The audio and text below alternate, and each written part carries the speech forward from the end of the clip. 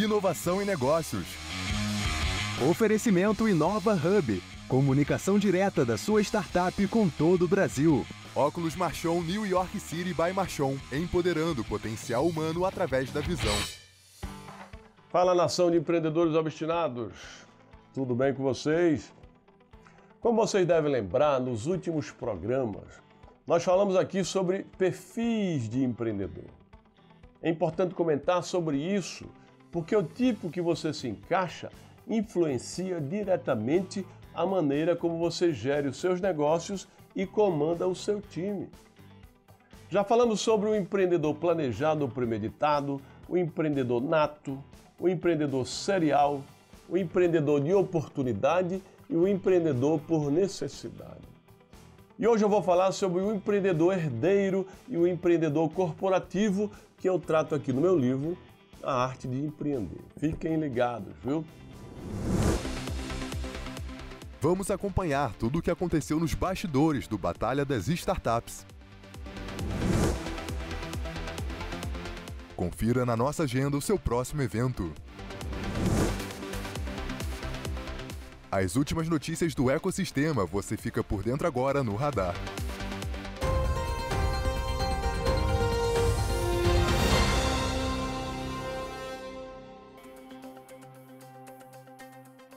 No ecossistema de startups, onde a inovação e a agilidade são moedas correntes, a ideia de governança corporativa pode parecer, à primeira vista, um conceito distante ou até mesmo restrito a grandes corporações. No entanto, esse pensamento não apenas subestima o poder da governança corporativa, mas também pode limitar o potencial de crescimento sustentável de uma startup.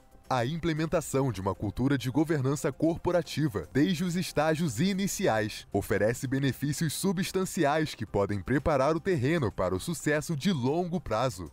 Mas afinal, por que e quando uma startup deve começar a pensar nisso? A governança corporativa refere-se ao sistema pelo qual as empresas são dirigidas e controladas. Ela estabelece um conjunto de regras e práticas que visam garantir a transparência, a equidade e a responsabilidade na gestão de uma empresa, promovendo o alinhamento de interesses entre gestores, acionistas, colaboradores e demais stakeholders. Para startups, adotar práticas do tipo significa mais do que cumprir com obrigações legais. Significa construir uma base sólida para o crescimento, atraindo investimentos, fortalecendo a cultura organizacional, gerenciando riscos de maneira eficaz e melhorando a tomada de decisões. Você já reparou que quando conversamos com alguém, passamos 80% do tempo olhando para o rosto da pessoa? E principalmente para os seus olhos? Os óculos são acessórios que dizem muito sobre a sua personalidade.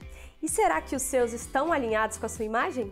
Para os apreciadores de estilo único e qualidade, os óculos da Marchon New York City são a melhor escolha natural. Sem logos ostensivos, esses modelos priorizam a elegância temporal. Os detalhes das peças, com foco no design e na qualidade dos materiais, transmitem a essência da marca, que valoriza uma sutil sofisticação. Explore o refinamento discreto dos óculos Marchon New York City, onde a beleza se encontra na simplicidade. Você pode adquirir esses e outros modelos selecionados através do site ou QR Code na sua tela.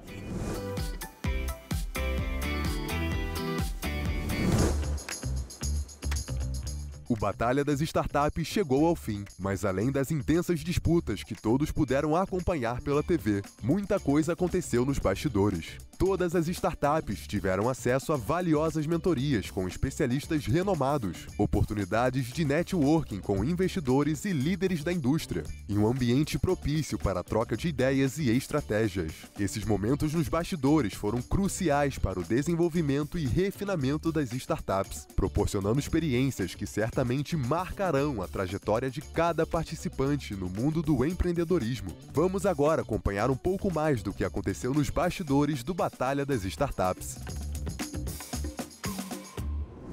Olá, eu sou Marcelo Kitsuda, CEO da Marchon Brasil e presidente do Conselho de Administração da Abiótica, a Associação Brasileira das Indústrias Óticas, com uma carreira de quase 30 anos entre área financeira e gestão de equipes comerciais.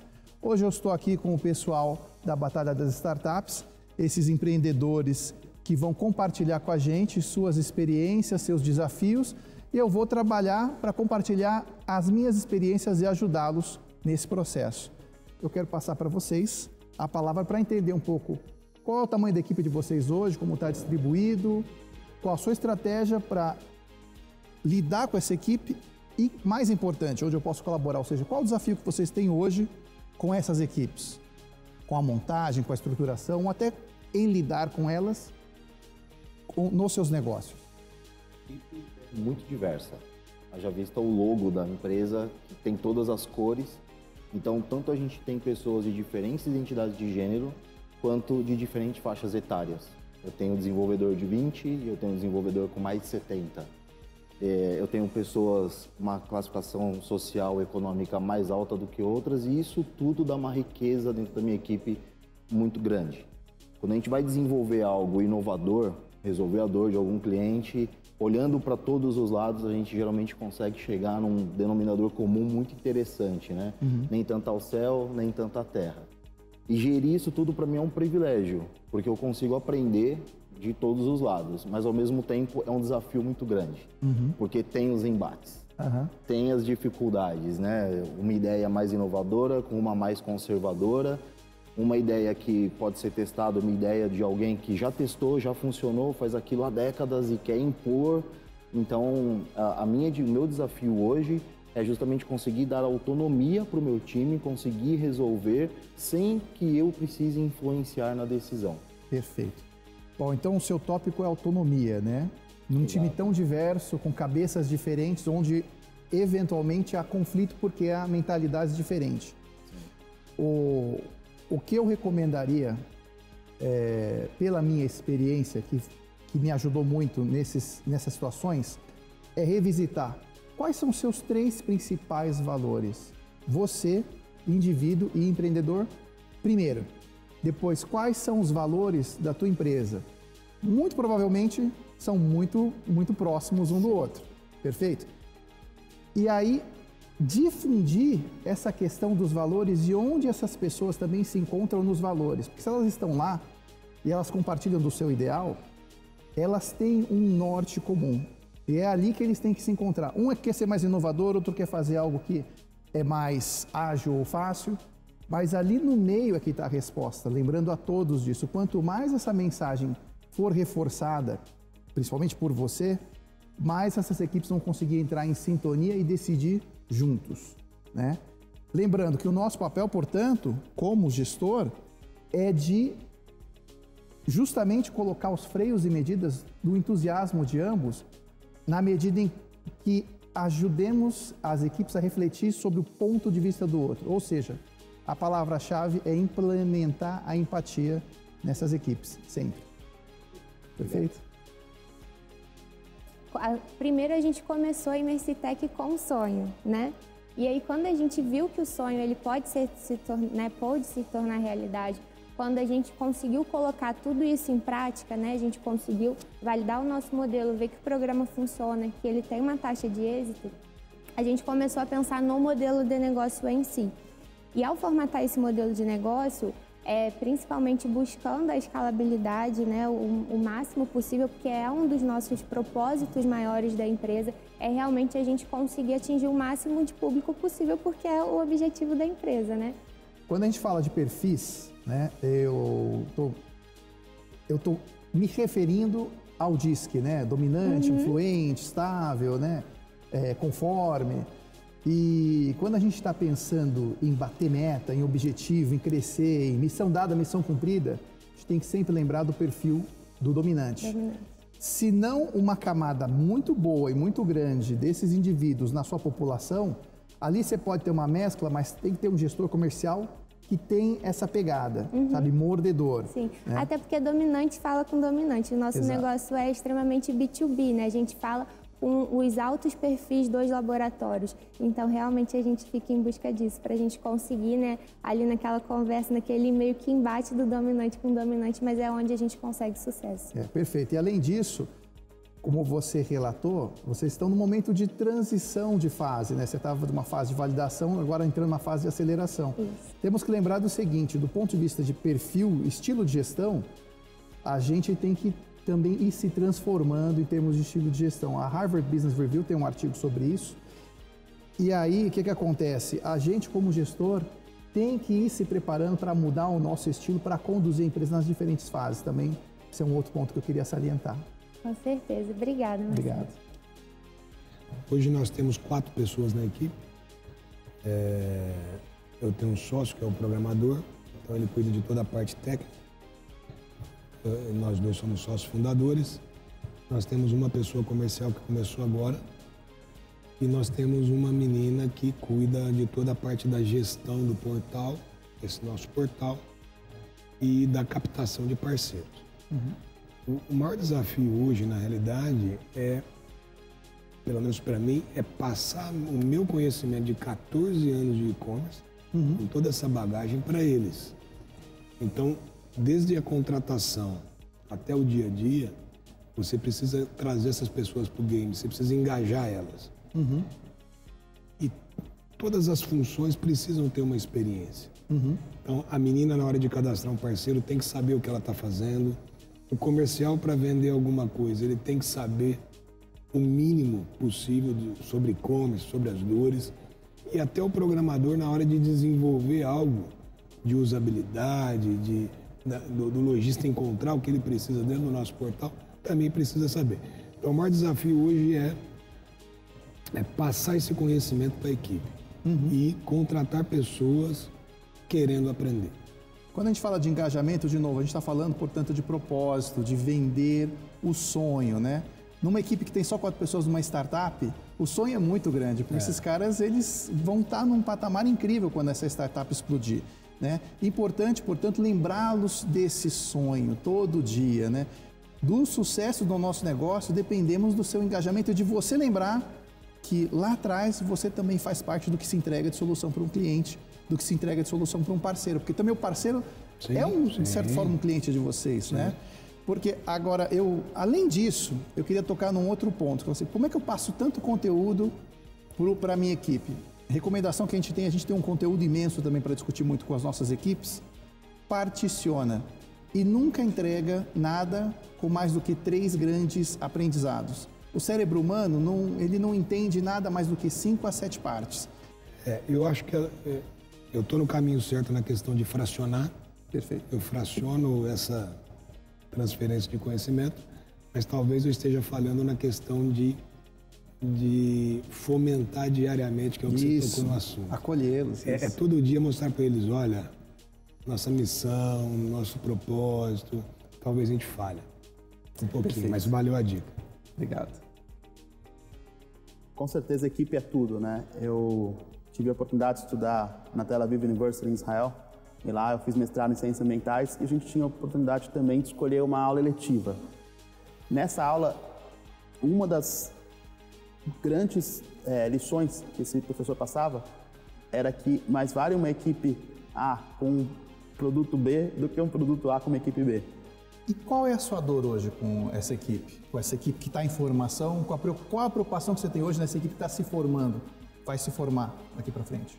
Eu acho que preparar a conexão entre elas, entendeu? Porque são muito importantes elas para cada parte, para cada setor. Eu acho que o que vai ser um desafio para mim é deixar elas sempre conectadas. O que eu penso para resolver isso? Reunião de conselho periódica, né? Que seja uma vez a cada 2 semanas, por exemplo, né? 2 reuniões por mês.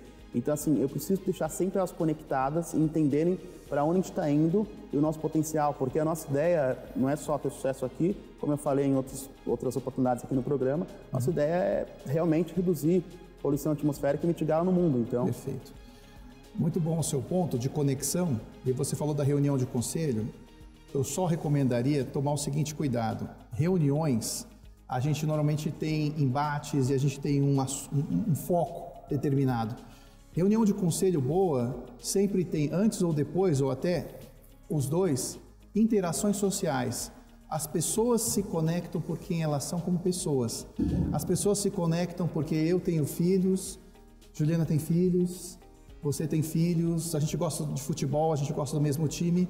Então tem que criar esse outro nível de conexão e relacionamento. Assim é que a gente consegue formar grandes times. Boa. Sabe? Se preocupar com as pessoas no nível de pessoas. Sim, muito legal. Eu sempre acreditei na força da cerveja. Olha só, tá cerveja vendo? É tudo. Muito bom.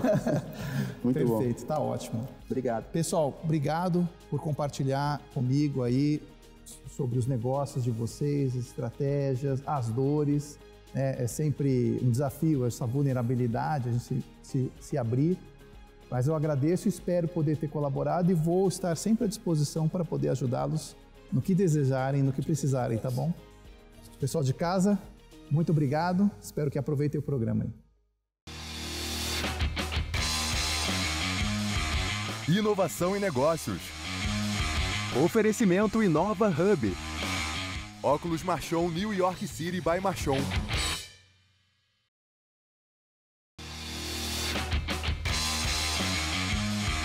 Inovação em negócios. Oferecimento Inova Hub. Óculos Marchon New York City by Marchon.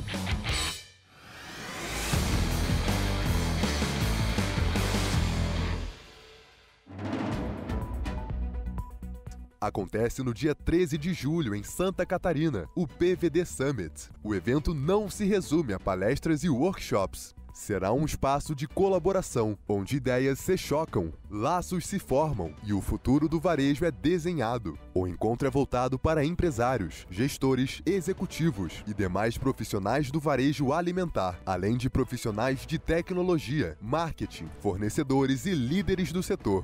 Atualize a sua agenda e não fique de fora. Então, nação de empreendedores obstinados, vamos aos 2 últimos tipos de empreendedores da nossa lista, tratadas no livro aqui, que eu escrevi, um dos meus 34 livros, A Arte de Empreender. O empreendedor herdeiro, como o nome já diz, é aquele que recebe o negócio da família, ou seja, herda o empreendimento. Agora, com criatividade e inovação, ele faz o empreendimento crescer e prosperar. O principal desafio do empreendedor herdeiro é multiplicar o patrimônio recebido. Quando isso não acontece, pode-se afirmar que o herdeiro não é empreendedor, mas apenas herdeiro. O empreendedor herdeiro aprende a arte de empreender logo cedo. Além de seguir os passos dos fundadores, que são seus familiares, que ele herda, ele luta com muita coragem, determinação, criatividade, planejamento e inovação para rejuvenescer o negócio e transformá-lo em algo muito maior, num negócio muito maior. Já o empreendedor corporativo, outro tipo de empreendedor que eu trato no meu livro Arte de Empreender, é aquele empreendedor executivo, que executa. Apesar de não ter criado o negócio, ele tem capacidade gerencial, tem conhecimento de ferramentas administrativas e cuida muito bem do negócio. Ele faz a gestão dele como se fosse o criador ou o dono do negócio. O conceito de empreendedor corporativo está intimamente ligado ao intraempreendedorismo ou empreendedorismo interno, que consiste no empreendedorismo corporativo realizado pelos colaboradores da empresa. Este tipo de empreendedor tem entrado em evidência recentemente, meu amigo, em virtude da sociedade tecnológica e disruptiva na qual as corporações necessitam cada vez mais de executivos com mentalidades, com mindsets empreendedores. E aí, será que você se encaixa em algum desses perfis? Seja obstinado que dá, amigo.